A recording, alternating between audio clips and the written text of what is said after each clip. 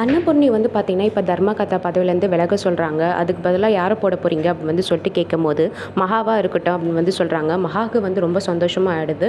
இன்னொரு பக்கம் வந்து பார்த்திங்கன்னா, அன்னபூர்ணி வந்து அந்த கையெழுத்து போடும்போது விலகுறதுல கரெக்டாக வந்து பார்த்திங்கன்னா, நம்ம சிவாவும் சிந்து அதுக்கப்புறம் அந்த நகை திருநாங்களும் அவங்களாம் வந்து வந்துடுறாங்க.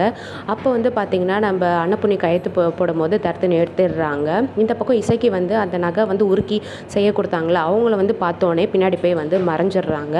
ஸோ பார்த்தா பிரச்சனையாயிடும்னு சொல்லிட்டு, ஸோ அதுக்கப்புறம் வந்து பார்த்திங்கன்னா, நம்ம சிந்து வந்து எல்லாருக்கிட்ட வந்து பேசுகிறாங்க. நான் தான் திருடியிருப்பேன் வந்து எல்லோரும் சந்தேகப்பட்டீங்கல்ல, இப்போ என்ன எல்லோரும் கம்முன்னு இருக்கீங்க, கொஞ்சம் அந்த வருத்தம் கூட தெரிவிக்கணும்னு உங்களுக்கு வந்து அந்த இது கூட இல்லைல்ல அப்படி வந்து சொல்லிட்டு பேசிகிட்டு இருக்காங்க. அன்னபூர்ணிக்கிட்டையும் வந்து பார்த்திங்கன்னா பேசுகிறாங்க.